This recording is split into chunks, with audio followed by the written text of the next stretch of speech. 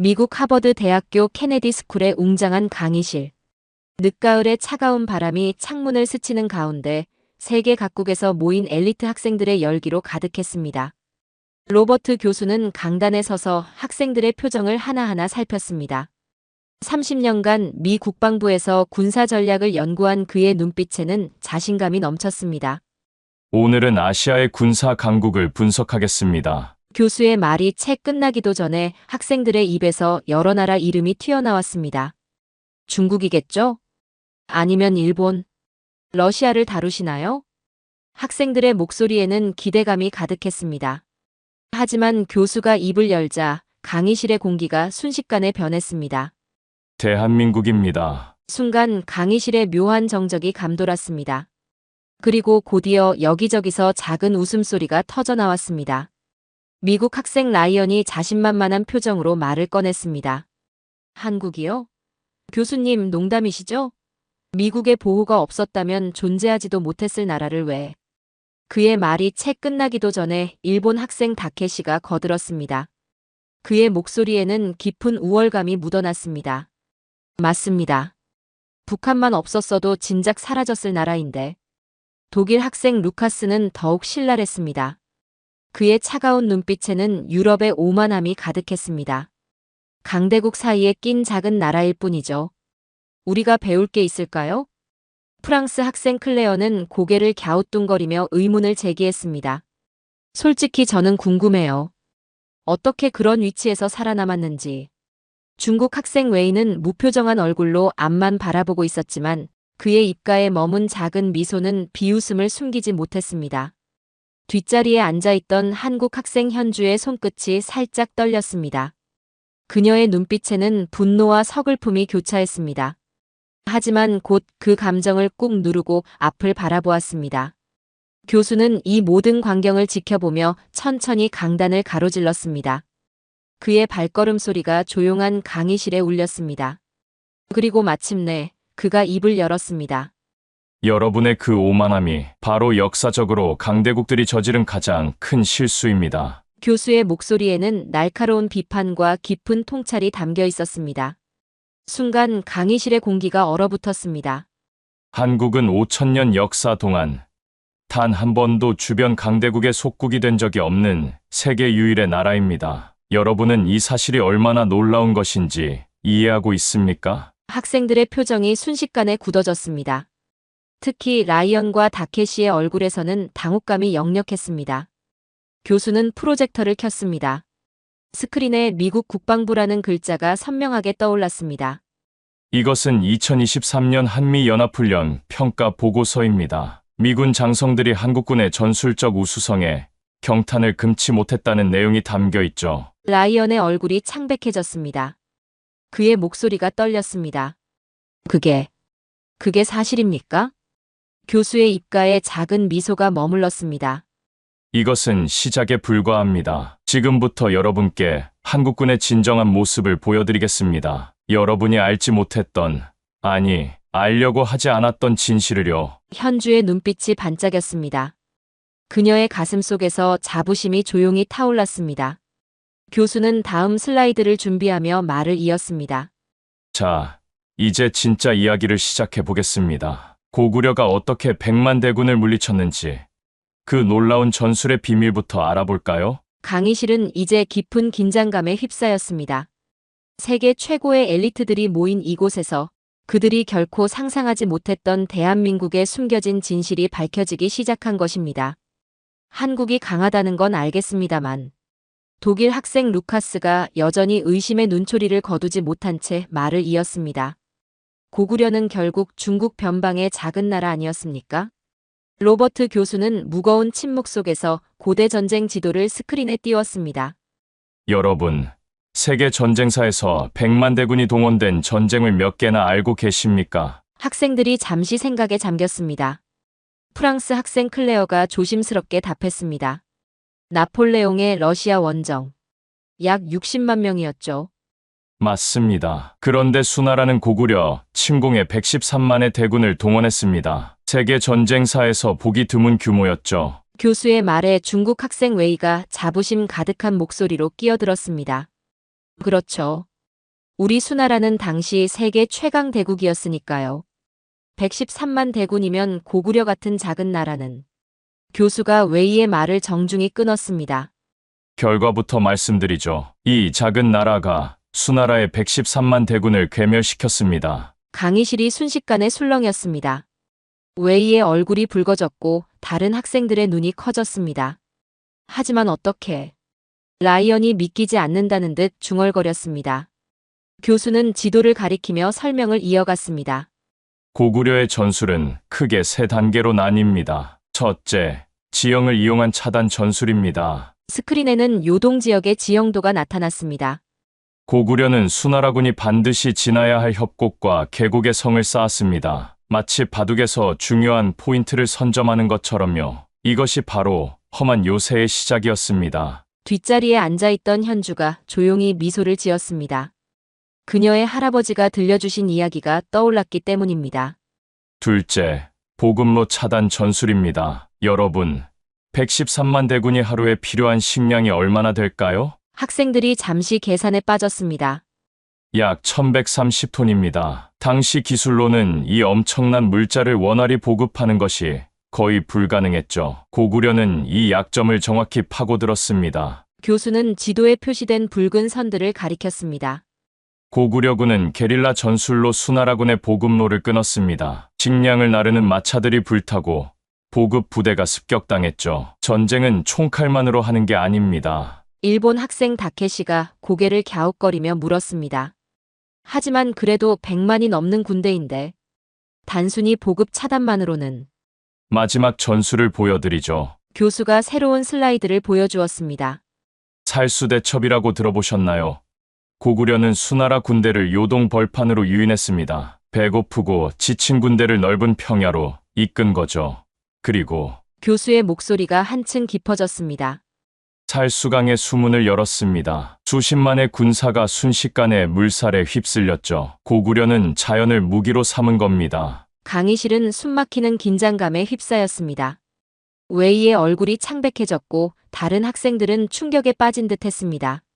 이것이 고구려의 전술이었습니다. 단순한 싸움이 아닌 지형과 전략, 자연과 심리를 모두 활용한 총체적 전쟁이었죠. 잠시 침묵이 흐른 후 라이언이 조심스럽게 물었습니다.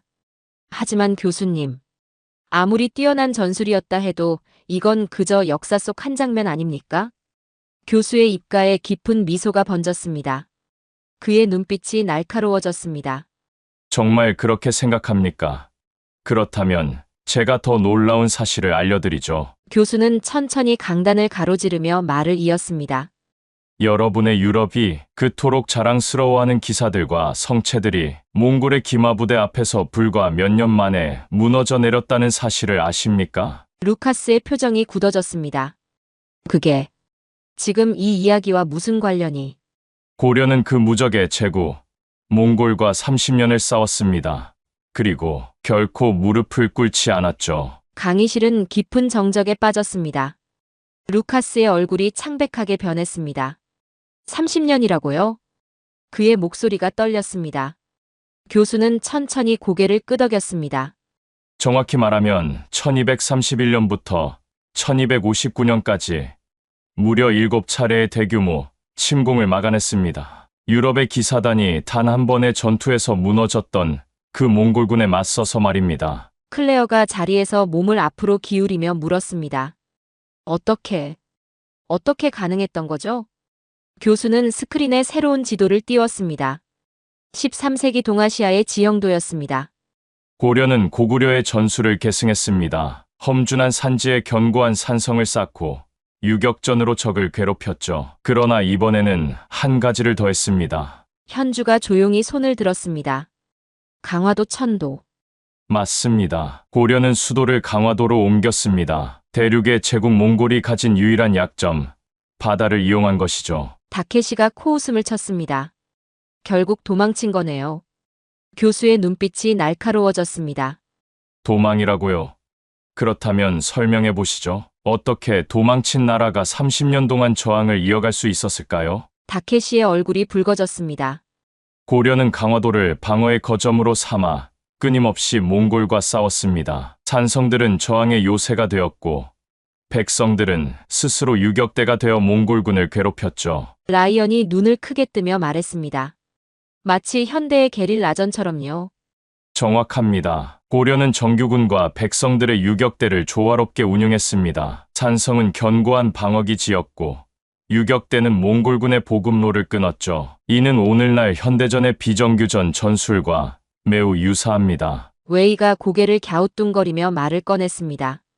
하지만 결국 고려도 항복하지 않았나요? 우리가 배운 역사에서는. 교수의 입가에 의미심장한 미소가 번졌습니다. 여기가 바로 핵심입니다. 고려는 형식적으로는 항복했지만 실질적인 지배권은 끝까지 보존했습니다. 반면 교수는 웨이를 똑바로 바라보며 말을 이었습니다. 당시 세계 최강이라 자부하던 남송은 완전히 멸망했죠. 북송 또한 몽골 앞에서 무너졌고요. 현주의 눈빛이 자부심으로 빛났습니다. 우리 선조들의 끈기와 전략이. 그렇습니다. 교수가 말을 받았습니다. 이것이 바로 한국의 군사 전략의 핵심입니다. 결코 포기하지 않는 끈기, 상황에 맞는 유연한 전술, 그리고 국민과 군대가 하나 되는 총력전. 이 정신은 지금도 이어지고 있습니다. 루카스가 깊은 생각에 잠긴 듯 물었습니다. 정말 놀랍습니다. 하지만 교수님, 이런 육상 전술도 놀랍지만 바다에서는 어땠을까요? 해군 강국이었던 유럽이나 일본에 비하면. 교수의 눈이 반짝였습니다.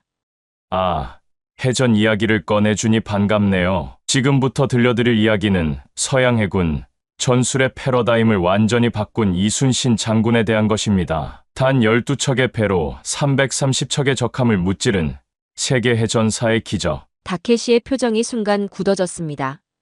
일본 학생의 얼굴에 드리운 그림자를 보며 현주는 작은 미소를 지었습니다. 교수의 말이 끝나기가 무섭게 다케시가 자리에서 벌떡 일어났습니다. 잠깐만요. 임진왜란 때 이야기를 하시겠다는 건가요? 교수는 그를 진정시키듯 손짓하며 답했습니다. 앉으시죠.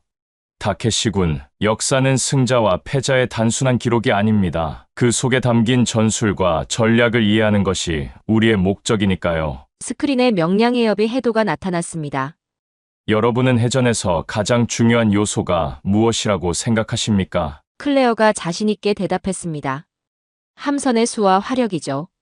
그렇다면 이 전투는 어떻게 보시나요? 교수가 수치를 보여주었습니다.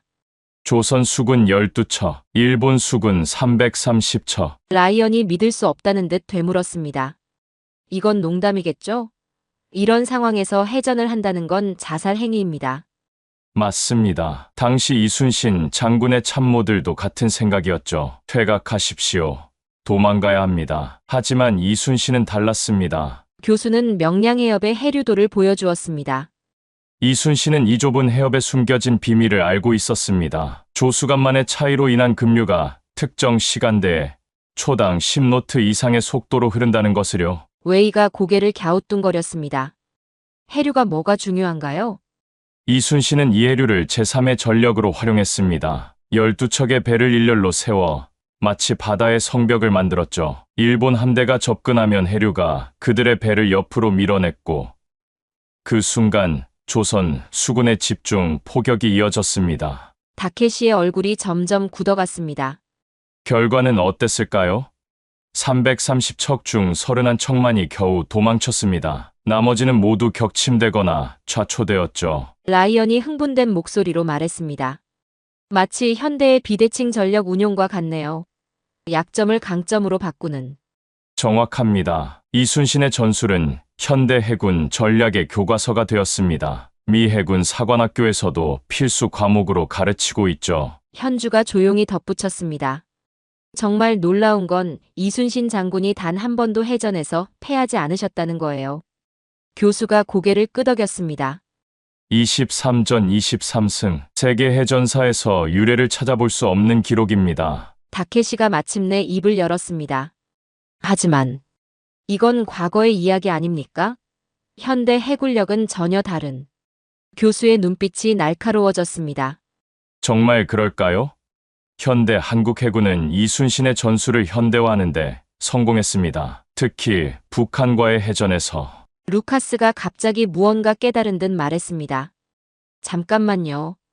2002년 연평해전. 한국 해군이 북한의 기습 도발을 막아낸 전투.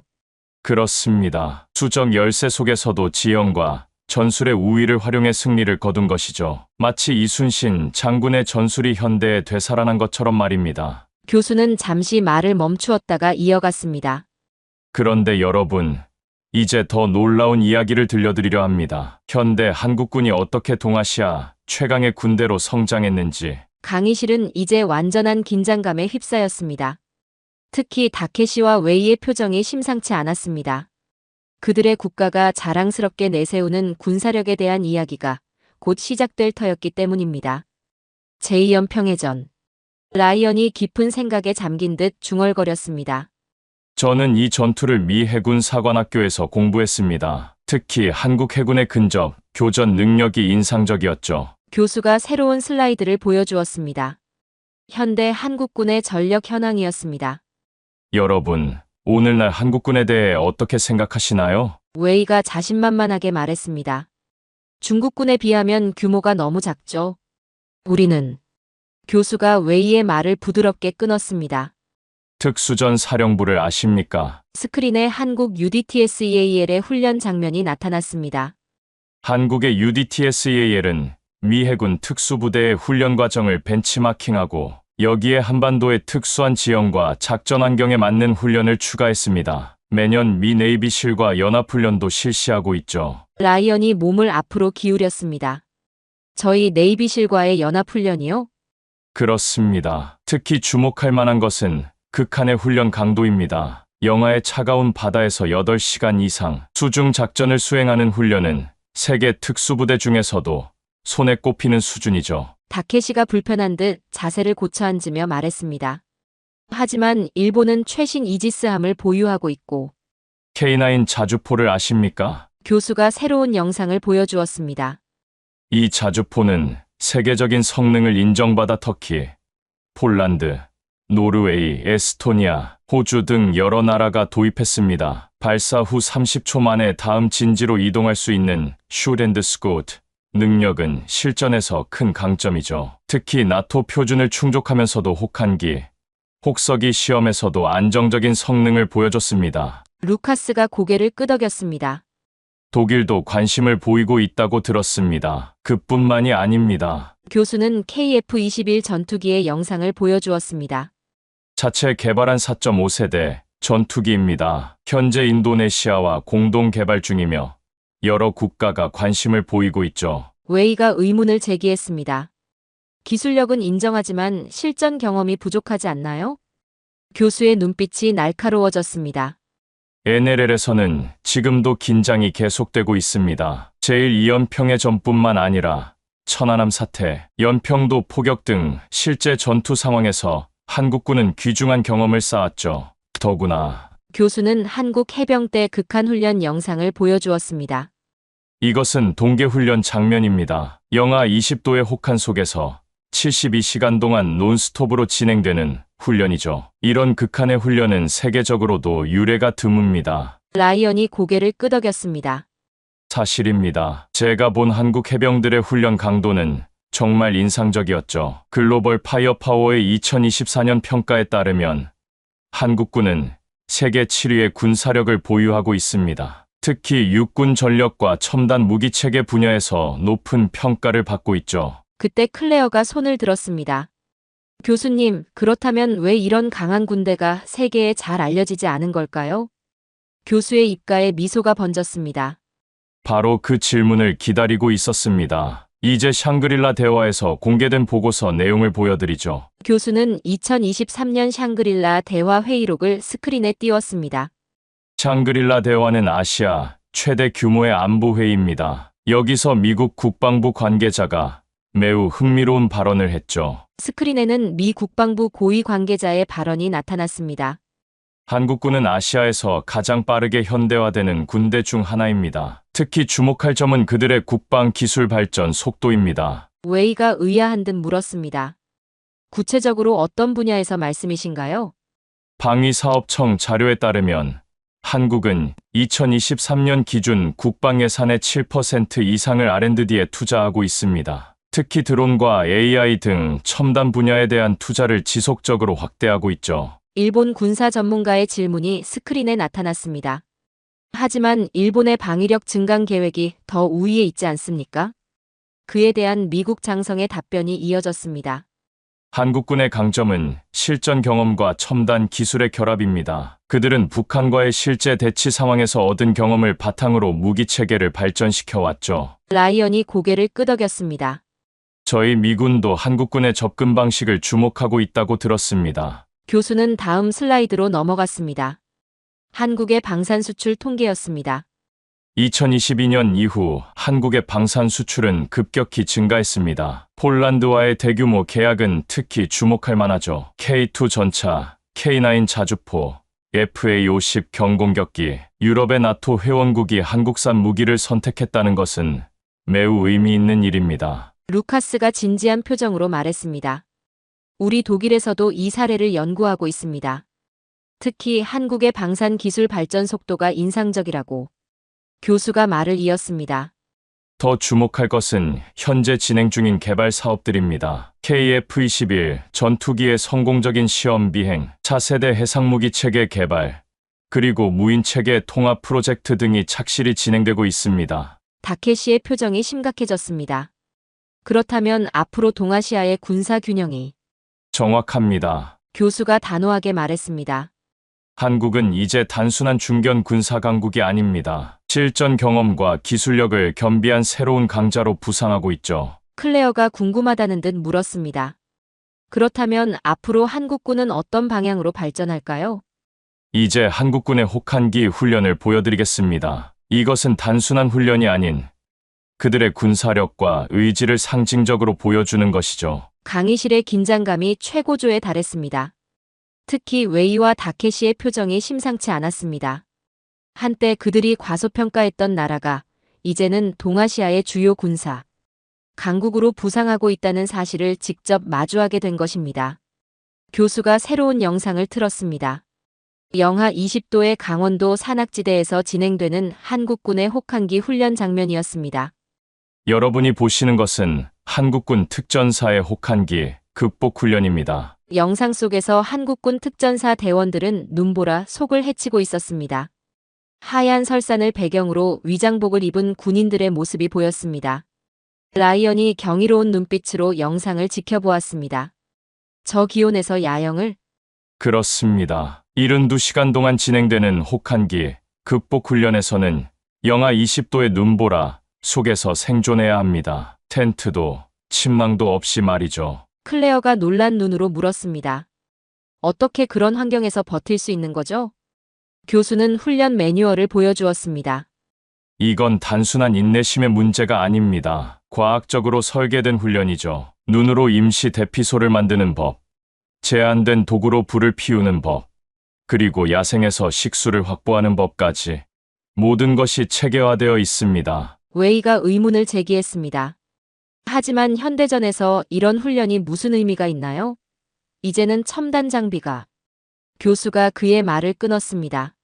현대전에서도 가장 중요한 것은 결국 병사들의 기초 전투력입니다. 극한 상황에서의 생존 능력, 그리고 그 과정에서 단련되는 정신력은 어떤 첨단 장비로도 대체할 수 없죠. 스크린에 새로운 장면이 나타났습니다. 한국 해병대의 훈련 모습이었습니다. 대원들이 얼음물 속에서 훈련하는 장면이었습니다. 루카스가 긴장된 표정으로 물었습니다. 저 물의 온도는? 영하입니다. 해병대원들은 이런 환경에서 최소 20분 이상 임무를 수행해야 합니다. 이것은 단순한 체력 단련이 아닌 실전을 대비한 훈련입니다. 다케시가 중얼거렸습니다. 우리 자위대에는 이런 훈련이. 교수는 다음 영상을 보여주었습니다. 혹한기 훈련을 마친 장병들의 모습이었습니다. 피로에 지친 듯 했지만 그들의 눈빛에는 강인한 의지가 서려 있었습니다.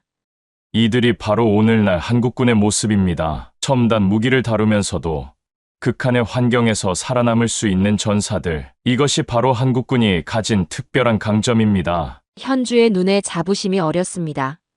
그녀의 할아버지도 젊은 시절 이런 훈련을 받으셨다고 했던 말씀이 떠올랐기 때문입니다. 교수는 고개를 들어 학생들을 바라보았습니다. 이제 우리는 새로운 시대를 마주하고 있습니다. 한국군은 더 이상 과거의 그 군대가 아닙니다. 극한의 훈련으로 단련된 강인한 정신력, 첨단 무기 체계를 다루는 능력, 그리고 실전 경험까지. 강의실은 깊은 침묵에 빠졌습니다. 처음에 보였던 조소와 의심은 이제 경외심으로 바뀌어 있었습니다. 침묵 속에서 교수가 천천히 강단을 가로질렀습니다. 여러분, 오늘 우리는 무엇을 배웠습니까? 아무도 대답하지 않았습니다. 평소 자신만만하던 학생들의 표정이 한결같이 심각해져 있었습니다. 교수는 이제 마지막 슬라이드를 준비했습니다. 고구려는 100만 대군을 물리쳤습니다. 고려는 30년간 몽골과 싸웠죠. 이순신 장군은 12척의 배로 330척을 무찌르는 기적을 만들어냈습니다. 교수의 목소리가 강의실 안에 울렸습니다. 그리고 오늘날의 한국군, 첨단 무기 체계를 개발하면서도 혹한의 산악에서 생존하는 군대, 세계 최고의 특수부대를 보유하면서도 겸손함을 잃지 않는 군대가 되었습니다. 라이언이 조용히 손을 들었습니다. 교수님, 처음에 저는 의심했습니다. 하지만 이제는 인정할 수밖에 없네요. 우리가 한국군에 대해 너무 모르고 있었다는 것을. 웨이의 얼굴에는 복잡한 감정이 교차했습니다. 수천 년 전 고구려가 수나라를 물리친 것처럼 현대의 한국도 우리의 예상을 완전히 뒤엎었네요. 다케시는 고개를 깊이 숙인 채 말했습니다. 우리는 한국을 너무 얕봤던 것 같습니다. 교수는 마지막 슬라이드를 보여주었습니다. 그것은 한반도의 야경이었습니다. 반도의 불빛들이 마치 수호신처럼 그 땅을 지키고 있는 모습이었습니다. 이제 세계는 한국을 배우고 있습니다. 그들의 전략, 기술, 그리고 정신, 한때 강대국들 사이에 끼인 작은 나라라고 생각했던 그곳에서 이제는 새로운 군사 강국이 탄생한 것입니다. 클레어가 경외심 어린 목소리로 말했습니다. 마치 다윗과 골리앗 같은 이야기네요. 교수가 고개를 저었습니다. 아닙니다. 다윗은 단 한 번의 승리로 이야기가 끝났지만 한국은 수천 년간 계속해서 승리를 이어왔습니다. 그리고 앞으로도. 강의실의 모든 학생들이 숨죽인 채 교수의 말을 기다렸습니다. 앞으로도 계속될 것입니다. 한국이 보여줄 새로운 역사는 이제 시작일 뿐입니다. 여기는 독일 명문대 홈볼트 대학교 강의실. 한국이 유럽을 추월했다고요? 독일 학생 마르쿠스가 비웃으며 이야기를 이어갔습니다. 유럽이 아시아의 그 작은 나라에게 밀린다고요? 교수님, 그건 말도 안 됩니다. 프랑스에서 유학 온 소피아도 덧붙여서 말했습니다. 그건 불가능합니다. 한국은 유럽을 따라올 수 없어요. 그러자 드미트리 교수는 미소를 지으며 차분하지만 강한 목소리로 이야기했습니다. 불가능하다고요. 그럼 이건 어떻게 설명할 겁니까? 그 순간 강의실이 조용해지고 무거운 긴장감이 감돌았습니다. 그럼에도 교수님의 표정은 전혀 변하지 않았고 오히려 그의 입가에는 옅은 미소가 번지고 있었습니다. 여러분 안녕하세요. 오늘은 정말 특별한 이야기를 들려드리려고 합니다. 독일의 명문 훔볼트 대학교에서 실제로 일어난 놀라운 일이었습니다. 1810년에 설립된 훔볼트 대학교. 아인슈타인과 헤겔이 걸었던 이 캠퍼스에서 새로운 역사가 쓰여지고 있었죠. 노란 은행잎이 거리를 수놓은 그날. 드미트리 교수의 경제학 강의실에서는 세계 경제 패러다임의 변화를 주제로 열띤 토론이 벌어지고 있었습니다. 여러분, 오늘은 매우 특별한 강의가 될 것 같군요. 드미트리 교수는 날카로운 눈빛으로 300명의 학생들을 바라보며 말을 이어갔습니다. 스크린에는 세계 경제 강국들의 이름이 하나씩 나타났죠. 미국, GDP 세계 1위. 중국, GDP 세계 2위. 일본, GDP 세계 3위. 독일, GDP 세계 4위. 자, 여러분은 어떤 나라가 미래의 경제를 주도할 것이라고 생각하시나요? 독일 학생 마르쿠스가 자신감 있게 대답했습니다. 당연히 미국과 중국의 양강 구도가 계속될 것 같습니다. EU도 하나의 경제권으로 본다면 충분히 경쟁력이 있죠. 프랑스에서 온 소피아도 의견을 보탰습니다. 저는 유럽의 가능성을 높게 봅니다. 우리는 오랜 역사와 전통, 그리고 탄탄한 제조업 기반을 가지고 있으니까요. 학생들 사이에서 동의하는 웅성거림이 들렸습니다. 그때였습니다. 드미트리 교수가 의미심장한 미소를 지으며 말했죠. 흥미로운 의견들입니다. 하지만 여러분, 우리가 간과하고 있는 매우 중요한 나라가 있습니다. 강의실이 순간 조용해졌습니다. 바로 대한민국입니다. 그 말을 들은 학생들의 표정이 순식간에 의아함으로 가득 찼습니다. 독일 학생 한스는 약간 비웃는 듯한 어조로 물었죠. 교수님, 한국이요? 인구가 5천만도 안 되는 작은 나라가 무슨? 드미트리 교수는 날카로운 눈빛으로 한스를 바라보며 대답했습니다. 한스 군, 당신의 그 생각이 바로 우리 유럽이 가진 가장 큰 약점입니다. 오만함과 현실 안주, 그리고 변화를 두려워하는 마음이죠. 스크린에 한국의 최근 30년간 GDP 성장 그래프가 나타났습니다. 가파른 상승 곡선을 보며 학생들의 눈이 커졌죠. 여러분, 이제부터 제가 들려드릴 이야기는 어쩌면 당신들의 세계관을 완전히 뒤집어 놓을지도 모릅니다. 한국이 어떻게 유럽을 추월했는지, 그리고 왜 우리가 그들을 따라잡기 어려운지를 말이죠. 강의실 뒤쪽에 앉아있던 한국 교환학생 민지가 살짝 미소를 지었습니다. 그녀는 이미 알고 있었을까요? 자신의 조국이 이룩한 놀라운 성과들을요. 자, 이제 시작해볼까요? 한국이 유럽을 뛰어넘은 진짜 이유를. 드미트리 교수의 말이 끝나자 강의실의 모든 학생들이 그의 다음 이야기를 기다리고 있었습니다. 그들의 눈빛에는 호기심과 의구심이 교차했죠. 작지만 강한 나라, 대한민국. 과연 그들은 어떻게 유럽의 오랜 역사와 전통을 뛰어넘을 수 있었을까요? 드미트리 교수는 잠시 숨을 고르더니 스크린에 1997년 한국의 IMF 위기 당시 사진들을 띄웠습니다. 여러분, 1997년 한국은 국가 부도 직전까지 갔습니다. IMF라는 전 세계가 두려워하는 세 글자 앞에서 많은 전문가들은 한국의 몰락을 예견했죠. 스크린에는 당시 뉴스 화면이 나오고 있었습니다. 수많은 사람들이 줄을 서서 자신의 금을 나라에 기부하는 모습이었죠. 하지만 일어난 일은 모두의 예상을 벗어났습니다. 전 세계 역사상 유례없는 일이 벌어졌죠. 국민들이 자발적으로 금을 모으기 시작한 겁니다. 독일 학생 마리아가 놀란 목소리로 물었습니다. 잠시만요, 교수님. 그게 무슨 의미인가요? 왜 금을 모았다는 게? 드미트리 교수는 미소를 지으며 대답했습니다. 국가 부도 위기를 극복하기 위해서는 외환보유고가 필요했습니다. 그때 한국 국민들은 자신들이 가진 금을 자발적으로 내놓기 시작했죠. 결혼반지, 돌반지, 심지어 금메달까지 무려 227톤의 금이 모였습니다. 강의실의 놀라움의 탄성이 흘렀습니다. 여러분, 이게 바로 한국과 유럽의 차이입니다. 유럽에서 그리스 재정위기가 왔을 때를 생각해 보세요. 각국이 자국의 이익만을 따지며 갈등했죠. 하지만 한국은 달랐습니다. 국민 모두가 하나가 되어 위기를 극복했습니다. 한스가 다시 한번 의문을 제기했습니다. 하지만 교수님, 그건 90년대 이야기 아닌가요? 지금은 다르지 않나요? 드미트리 교수는 스크린을 넘겼습니다. 이번에는 2020년 코로나19 대유행 당시의 모습이 화면에 나왔습니다. 최근의 예를 들어볼까요? 2020년 코로나19가 전 세계를 강타했습니다. 유럽은 어땠나요? 이탈리아는 의료 체계가 마비됐고, 영국은 봉쇄 정책을 오락가락했죠. 프랑스는 마스크 부족으로 혼란에 빠졌고, 그러다 교수는 갑자기 말을 멈추고 강의실 뒤편의 민지를 바라봤습니다. 민지양, 당신의 조국은 어땠나요? 민지는 차분한 목소리로 대답했습니다. 한국은 드라이브스루 선별 진료소를 세계 최초로 도입했습니다. 마스크 앱으로 수급을 조절했고 IT 기술을 활용해 동선을 추적했죠. 전 국민이 자발적으로 방역 수칙을 지켰고요. 드미트리 교수가 고개를 끄덕였습니다.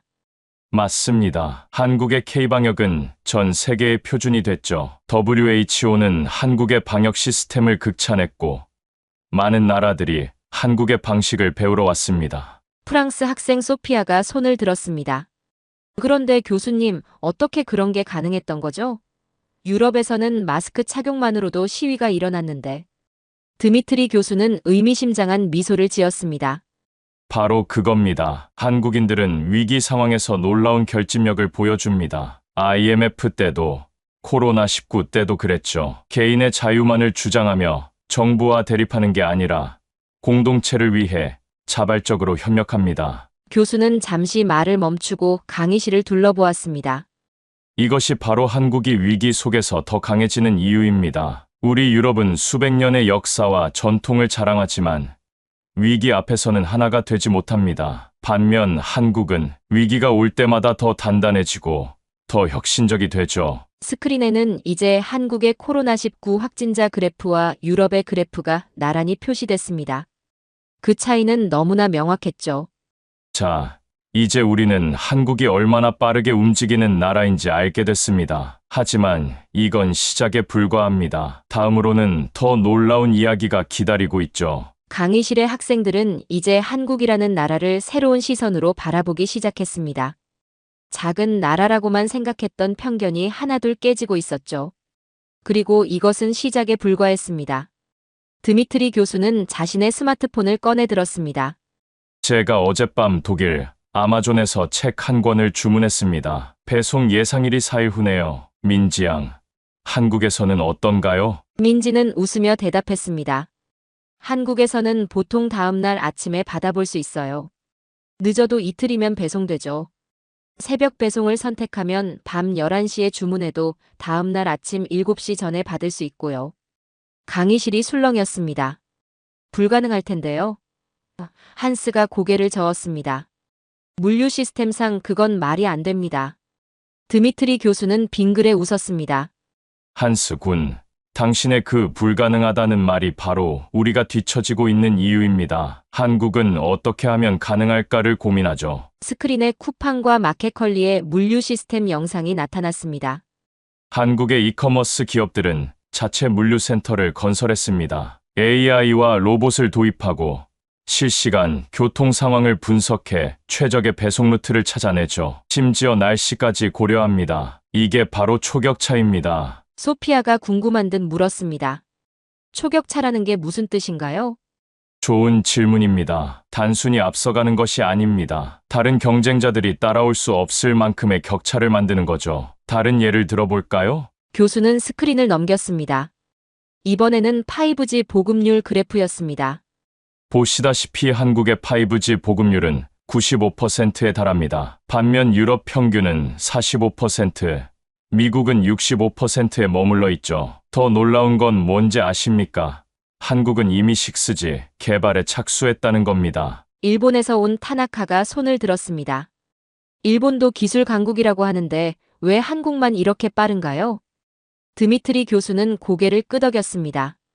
핵심을 찌르는 질문입니다. 일본도 뛰어난 기술력을 가졌지만 의사결정이 느립니다. 수많은 회의와 검토, 승인 절차. 반면 한국은 어떻죠? 민지가 대답했습니다. 한국에서는 빨리빨리라는 말을 자주 씁니다. 단순히 서두른다는 뜻이 아니라 효율적으로 일을 처리한다는 의미죠. 결정이 내려지면 바로 실행에 옮깁니다. 정확합니다. 교수가 말을 이었습니다. 예를 들어볼까요? 코로나 백신 예약 시스템. 유럽은 시스템 구축에만 몇 달이 걸렸습니다. 한국은 2주 만에 완벽한 시스템을 만들어냈죠. 스크린에는 이제 서울의 스마트시티 이미지들이 떠올랐습니다. 공공 와이파이, 전자정부 서비스, 교통카드 시스템. 이 모든 것들이 한국에서는 이미 일상이 됐습니다. 여러분, 혹시 베를린에서 택시를 탈 때 현금이 필요하다는 걸 아시나요? 학생들이 고개를 끄덕였습니다. 하지만 서울에서는 모든 택시에서 카드는 물론 모바일 결제까지 됩니다. 심지어 길거리 포장마차에서도 QR코드로 결제가 가능하죠. 마리아가 의아한 듯 물었습니다. 그런데 교수님, 그렇게 빠른 변화가 위험하지는 않나요? 사회적 혼란이나 부작용은 없나요? 드미트리 교수는 잠시 생각에 잠겼다가 대답했습니다. 물론 부작용도 있습니다. 하지만 한국은 그 부작용을 두려워하지 않습니다. 문제가 생기면 바로 해결 방안을 찾아내죠. 반면 우리 유럽은 부작용을 우려해 시도조차 하지 않는 경우가 많습니다. 교수는 잠시 말을 멈추고 창 밖을 바라봤습니다. 여러분, 우리가 자부심을 가진 유럽의 전통과 안정성이 어쩌면 우리의 발목을 잡고 있는 건지도 모릅니다. 한국이 만들어가는 초격차. 그들은 이제 거스를 수 없는 흐름이 되어가고 있습니다. 강의실은 무거운 침묵에 잠겼습니다. 학생들의 눈빛에서는 이제 더 이상의 의심이나 반박이 보이지 않았습니다. 대신 경이로움과 약간의 두려움이 느껴졌죠. 자, 이제 더 충격적인 이야기로 넘어가 볼까요? 한국의 교육 시스템이 어떻게 이 모든 것을 가능하게 만들었는지. 드미트리 교수는 저녁 10시에 서울 풍경을 보여주는 영상을 틀었습니다. 도시 곳곳에서 불빛이 반짝이는 건물들, 그리고 그 안에서 공부하는 학생들의 모습이었죠. 여러분, 이게 바로 서울의 평일 저녁 풍경입니다. 독일에서는 상상하기 힘든 광경이죠. 한스가 의아한 표정으로 물었습니다. 저 건물들은 다 무엇인가요? 학원이라고 부르는 사교육 시설입니다. 정규 수업이 끝난 후에도 학생들은 여기서 추가 학습을 합니다. 민지양, 당신도 이런 경험이 있나요? 민지는 잠시 회상하는 듯한 표정을 지었습니다. 네, 저는 고등학생 때 보통 새벽 1시까지 공부했어요. 아침 8시에 등교해서 오후 4시까지 정규 수업을 듣고 그 후에는 야자 시간과 학원 수업. 주말에도 학원에 갔죠. 강의실이 술렁였습니다. 프랑스에서 온 소피아가 충격받은 듯한 표정으로 말했습니다. 그건 너무하잖아요. 아이들의 인권은 어떻게 되는 거죠? 드미트리 교수는 의미심장한 미소를 지었습니다. 바로 그 반응입니다. 우리 유럽인들의 전형적인 반응이죠. 하지만 잠시 결과를 볼까요? 스크린에 OECD 학업 성취도 평가 결과가 나타났습니다. 수학, 과학, 독해, 능력, 모든 분야에서 한국은 최상위권입니다. 특히 과학기술 분야의 성과는 압도적이죠. 삼성, 현대, LG와 같은 세계적 기업들이 끊임없이 혁신을 이뤄낼 수 있는 이유가 바로 여기에 있습니다. 마리아가 손을 들었습니다. 하지만 교수님, 그런 극심한 경쟁이 학생들의 행복을 해치지 않나요? 드미트리 교수는 고개를 끄덕였습니다. 좋은 지적입니다. 실제로 한국의 청소년 행복도는 OECD 국가 중 하위권에 속합니다. 하지만 여기서 우리가 주목해야 할 점이 있습니다. 교수는 스크린을 전환했습니다. 이번에는 각국의 사회계층 이동성 지표였습니다.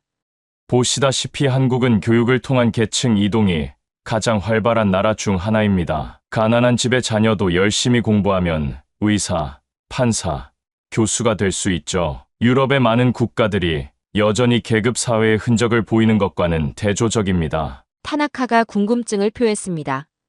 일본도 교육열이 높다고 하는데 한국과는 어떤 차이가 있나요? 결정적인 차이가 있습니다. 교수가 대답했습니다.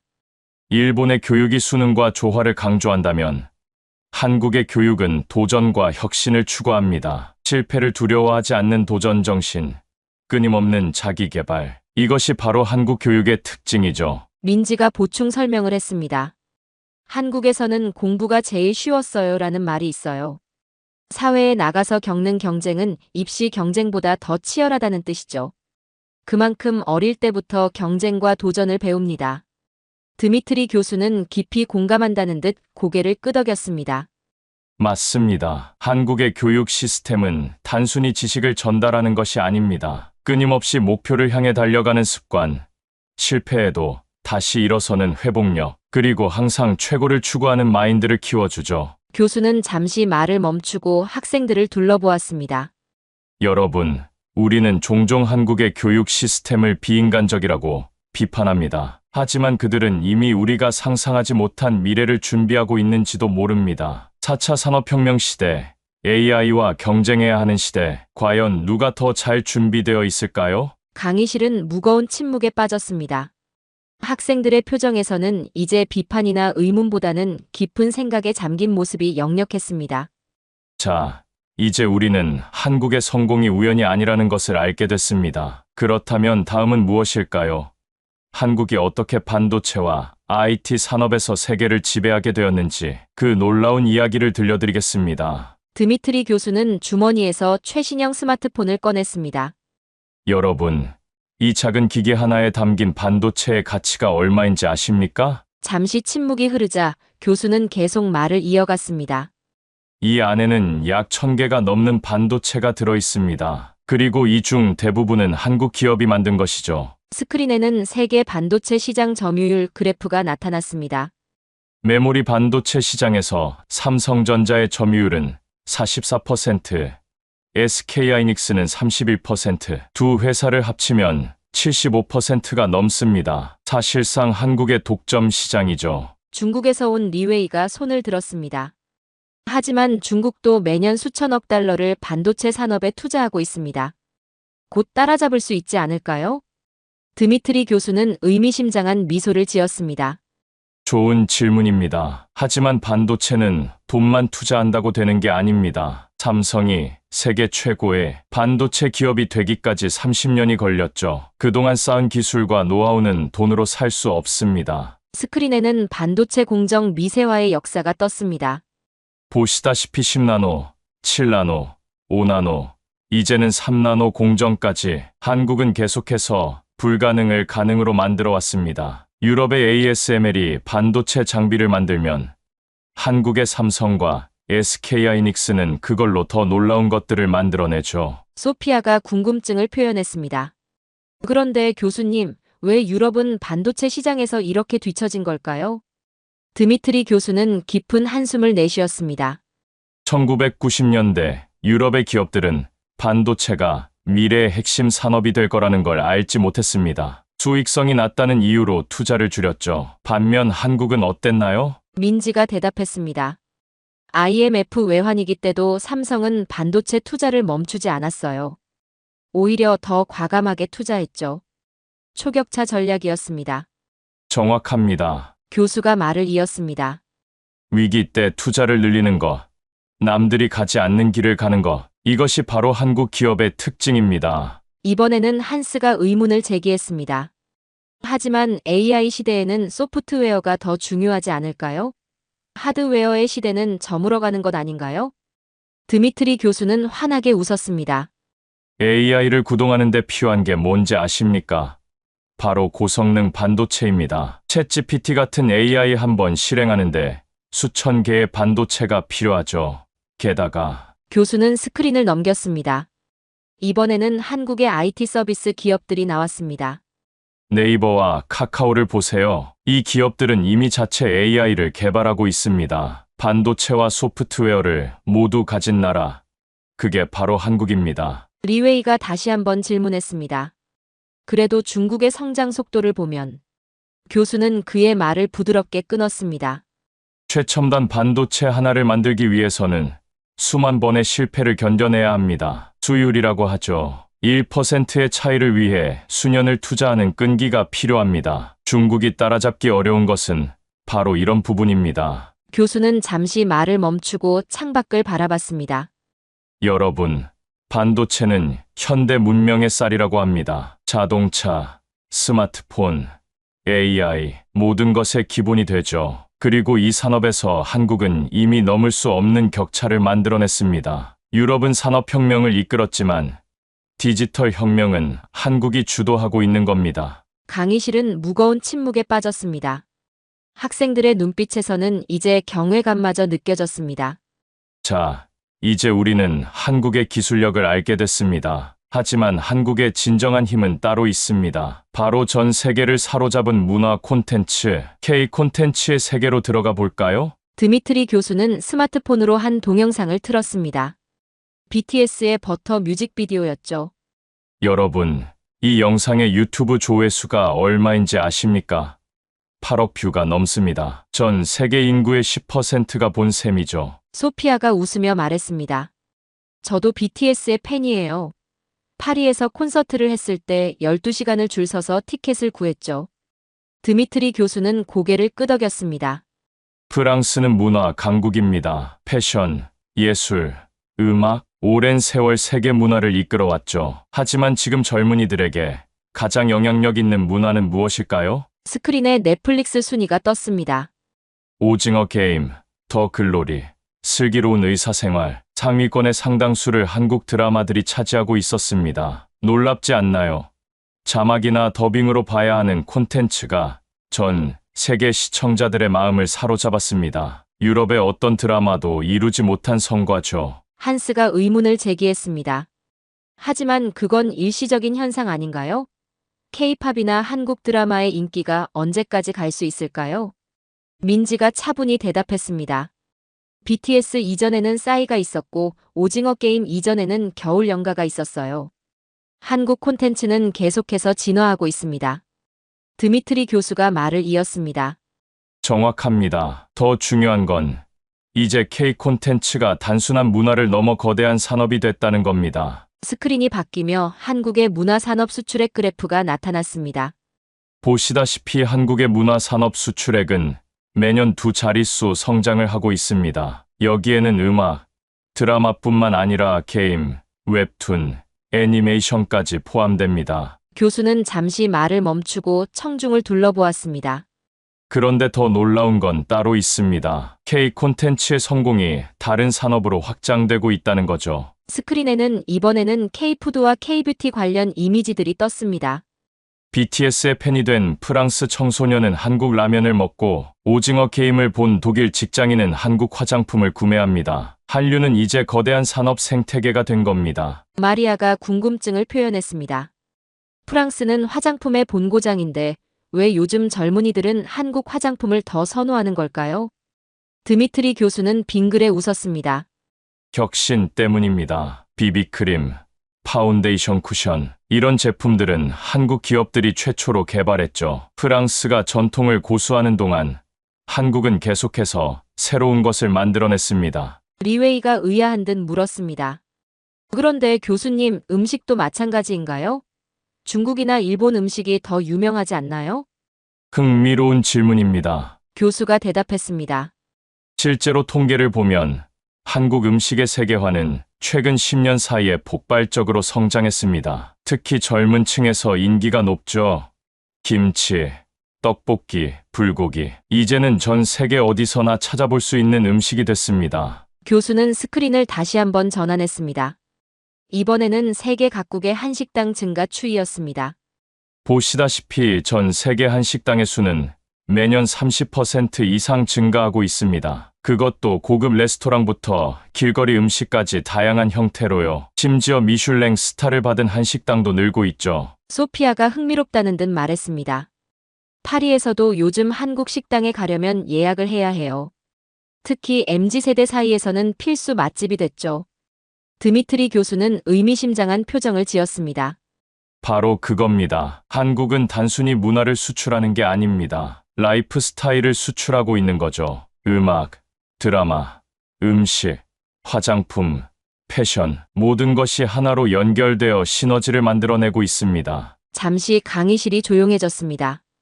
여러분, 이것이 바로 한국의 무서운 점입니다. 하나의 성공이 또 다른 성공을 만들어내는 선순환. 그들은 이미 자신들만의 독특한 매력으로 전 세계를 사로잡았습니다. 유럽의 오랜 문화적 헤게모니가 무너지고 있는 건지도 모르죠. 교수는 잠시 생각에 잠겼다가 말을 이었습니다.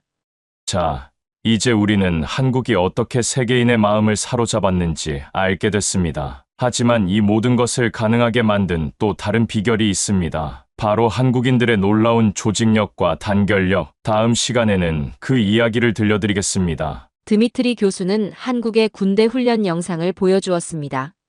여러분, 한국은 세계에서 유일하게 징병제를 유지하고 있는 선진국 중 하나입니다. 모든 젊은 남성들은 약 18개월간 군 복무를 해야 하죠. 한스가 의아한 듯 물었습니다.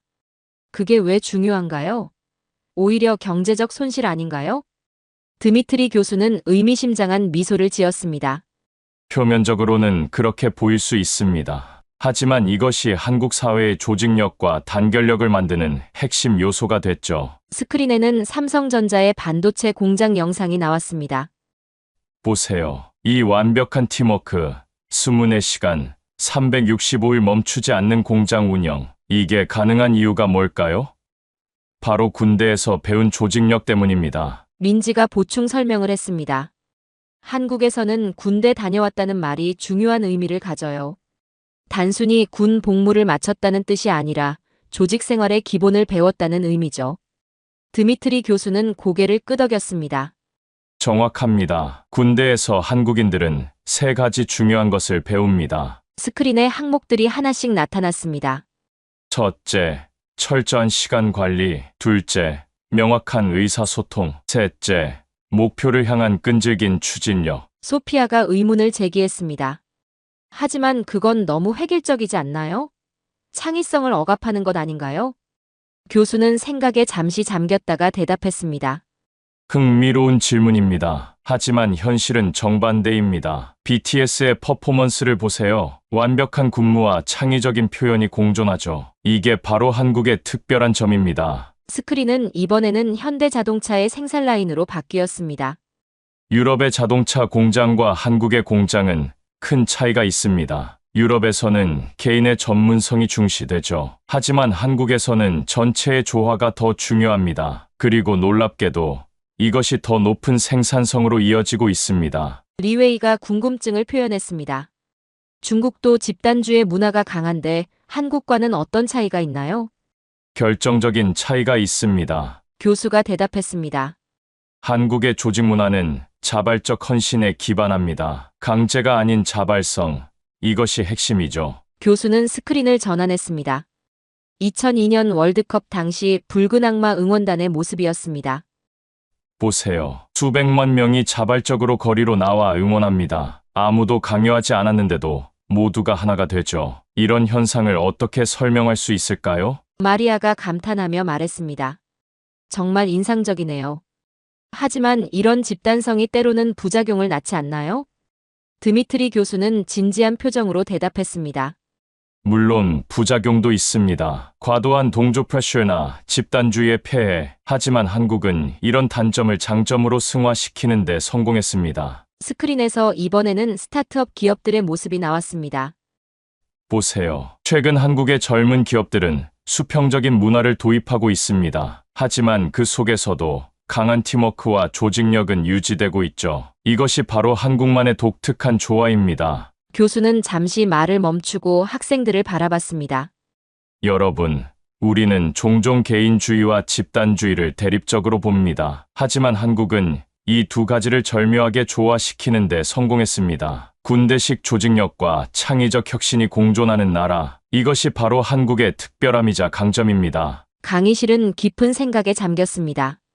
학생들의 눈빛에서는 이제 한국이라는 나라를 새롭게 이해하기 시작했다는 것이 느껴졌습니다. 자, 이제 마지막으로 이 모든 것을 종합해서 우리 유럽이 한국을 따라잡을 수 있을지 그 가능성에 대해 이야기해 보도록 하겠습니다. 드미트리 교수는 깊은 숨을 내쉬며 강단 앞으로 걸어 나왔습니다. 자, 이제 우리는 한국이라는 나라에 대해 많은 것을 알게 됐습니다. 교육, 기술, 문화, 조직력, 그들이 어떻게 유럽을 뛰어넘었는지 보았죠. 스크린에는 지금까지 다룬 내용들이 하나씩 나타났습니다.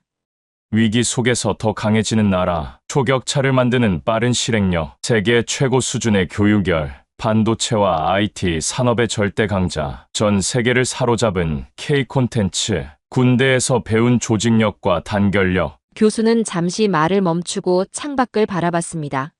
그렇다면 이제 제가 질문을 드려볼게요. 유럽은 한국을 따라잡을 수 있을까요? 강의실이 무거운 침묵에 빠졌습니다. 한스가 조심스럽게 손을 들었습니다. 교수님, 저는 가능하다고 봅니다. 우리에게는 오랜 역사와 전통이 있고.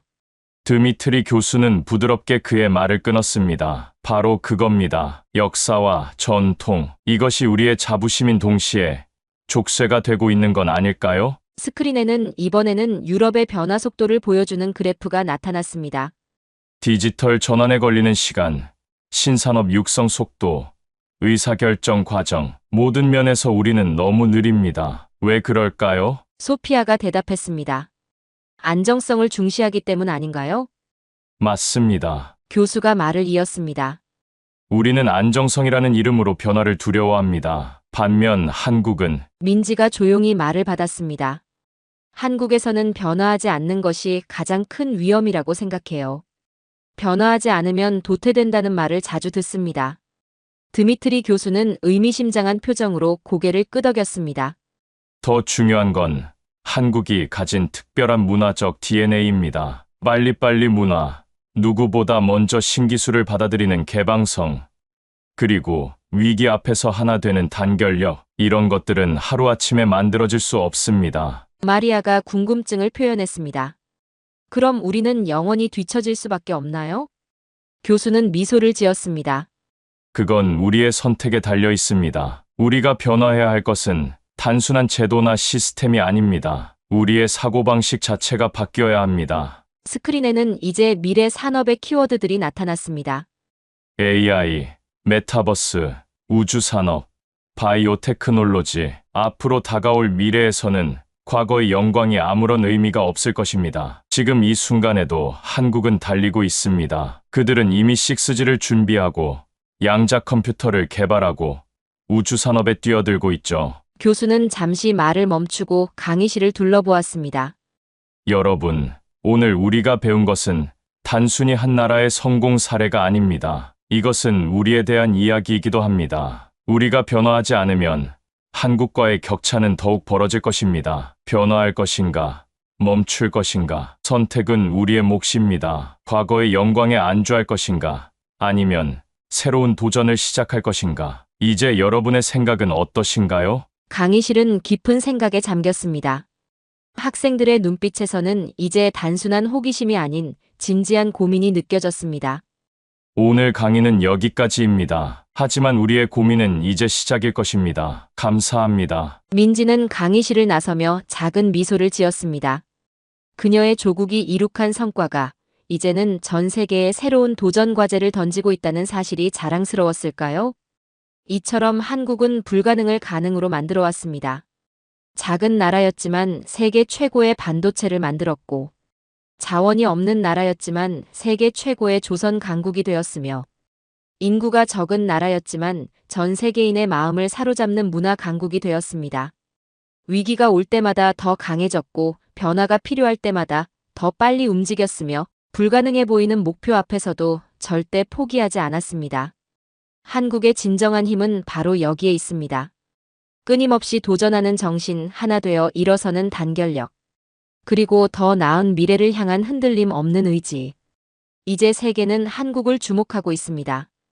다음은 어떤 새로운 역사를 써내려갈지, 어떤 놀라운 혁신을 보여줄지 세계가 궁금해하고 있습니다. 한국의 이야기는 여전히 현재 진행형입니다. 더 높이, 더 멀리, 더 새롭게. 한국의 도전은 계속됩니다. 지금 이 영상을 보고 계신 분들 중에도 힘든 시간을 보내고 계신 분들이 계실 겁니다. 하지만 기억하세요. 우리는 대한민국 사람입니다. 불가능을 가능으로 만들어 온 위대한 민족이죠. 일제강점기를 이겨냈고 전쟁의 폐허 속에서 다시 일어났으며 찢어지게 가난했던 나라를 세계 10위권 경제대국으로 만들어냈습니다.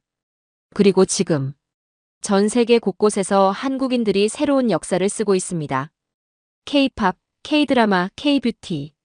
이제는 전 세계가 대한민국을 주목하고 있습니다. 우리의 열정과 노력을 인정하고 있죠. 여러분도 할 수 있습니다. 우리는 불가능을 가능으로 만드는 DNA를 가진 대한민국 사람이니까요. 지금 이 순간에도 열심히 살아가고 계신 여러분. 당신은 지금도 충분히 자랑스럽습니다. 그리고 당신이 바로 대한민국의 미래입니다. 우리는 할 수 있습니다. 긴 영상 시청해주셔서 감사합니다. 구독과 좋아요는 영상 제작에 큰 힘이 됩니다. 오늘도 저희 감동 테라스는 대한민국을 응원합니다. 감사합니다.